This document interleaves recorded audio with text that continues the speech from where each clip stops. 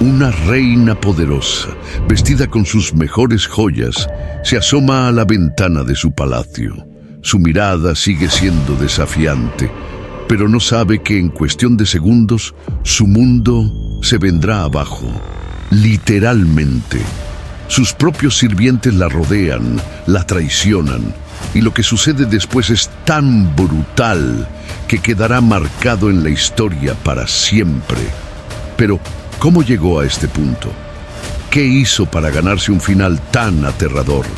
Esta no es solo la historia de una reina, sino de una mujer que desafió todo: el poder, la moral y hasta a Dios mismo. Y aunque por años pareció intocable, su destino terminó de la peor manera posible.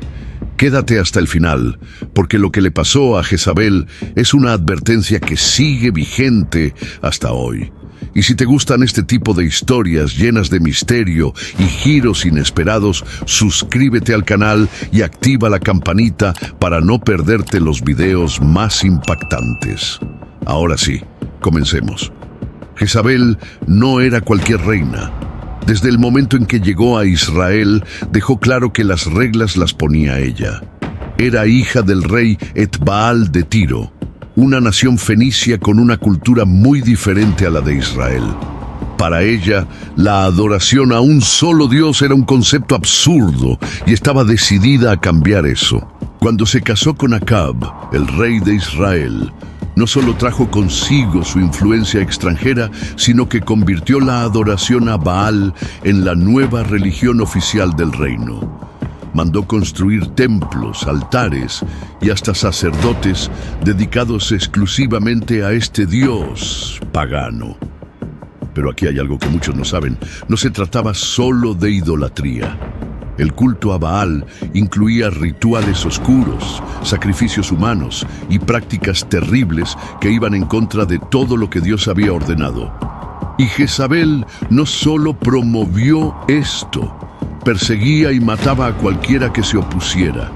Ahora, imagina vivir en una época donde simplemente hablar de Dios podía costarte la vida.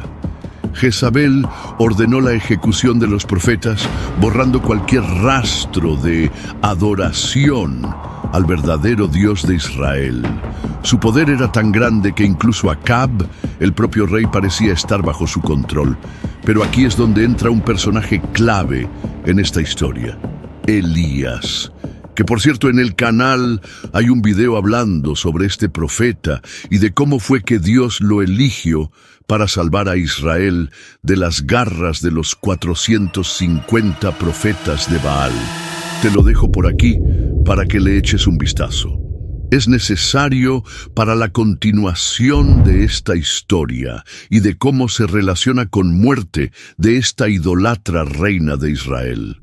Cuando Jezabel se enteró de lo sucedido en el Monte Carmelo y de el milagro que Dios hizo a través de Elías, explotó en furia. Juró que mataría a Elías y lo hizo huir por su vida. Pero aunque en ese momento parecía que Jezabel aún tenía el poder en sus manos, la sentencia ya estaba dictada. Dios usó a Elías para dar una profecía escalofriante: los perros lamerán la sangre de Acab y devorarán a Jezabel. Muchos habrían pensado que eran solo palabras, pero lo que pasó después dejó claro que el juicio divino era real. Si había algo que definía a Jezabel, era su absoluta falta de escrúpulos. No solo imponía su voluntad con puño de hierro, sino que eliminaba a quien se interpusiera en su camino. Y si hay un episodio que muestra esto a la perfección, es el caso de Nabot. Nabot era un hombre común, un israelita que tenía una viña heredada de sus antepasados. Para él, esa tierra no era solo un pedazo de terreno, sino una herencia sagrada. Pero para Acab, el esposo de Jezabel, esa viña era perfecta para convertirla en un huerto. Así que le ofreció dinero a Nabot para comprarla. Pero cuando Nabot se negó, Acab cayó en una depresión infantil. Se encerró en su habitación, se negó a comer y se lamentó como si hubiera perdido algo irreemplazable. Jezabel, al verlo así, se burló y le dijo: ¿acaso no eres el rey de Israel? Levántate. Si Nabot no te da la viña, yo me encargaré de que la consigas. Y cumplió su palabra de la forma más despiadada posible. Escribió cartas en nombre del rey, ordenando que se acusara falsamente a Nabot de haber blasfemado contra Dios y el rey. Con testigos comprados, lo llevaron a juicio y sin oportunidad de defenderse, lo condenaron a muerte por apedreamiento. Cuando le dieron la noticia de que Nabot estaba muerto, Jezabel simplemente le dijo a Acab: listo, la viña es tuya. Así de fría. Pero lo que ella no sabía era que este crimen sería la gota que colmaría la paciencia de Dios. Cuando Elías se enteró de lo que había pasado, apareció nuevamente ante el rey Acab y le lanzó una sentencia que lo dejó helado. Así como los perros lamieron la sangre de Nabot, también lamerán la tuya. Y en cuanto a tu esposa Jezabel, su cuerpo será devorado por los perros en el campo de Jezreel. Imagínate escuchar algo así, un juicio directo, sin escapatoria. Y lo más aterrador es que no tardó en cumplirse. Los años pasaron y Jezabel seguía en el trono, sintiéndose invencible. Su esposo, el rey Acab, había muerto en batalla, y aunque su sangre fue lamida por los perros, como lo había profetizado Elías, Jezabel continuó gobernando con la misma arrogancia. Su hijo Ocosías tomó el trono, pero su reinado fue breve. Luego vino su otro hijo, Joram, pero su gobierno estaba marcado por la inestabilidad. En este punto, Jezabel ya no era la mujer que imponía miedo con solo su presencia. Su reino estaba cayendo y la amenaza final estaba por llegar. Un nuevo comandante, Jehú, fue elegido por Dios para ejecutar juicio sobre la casa de Acab y acabar con la maldad que Jezabel había sembrado en Israel. Jehú no perdió el tiempo. Marchó rápidamente hacia Jezreel, donde se encontraba el rey Joram, hijo de Jezabel. Cuando Joram vio venir a Jehú, salió a su encuentro y le preguntó: ¿vienes en son de paz, Jehú? Pero Jehú le respondió con una frase que marcaría el destino de Jezabel: ¿cómo puede haber paz mientras la idolatría y las maldades de tu madre Jezabel sigan existiendo? Al escuchar esto, Joram intentó huir, pero Jehú no le dio oportunidad. Levantó su arco y con un solo disparo atravesó su corazón. El hijo de Jezabel cayó muerto en su propio carro, pero Jehú no había terminado. Ahora iba por la reina.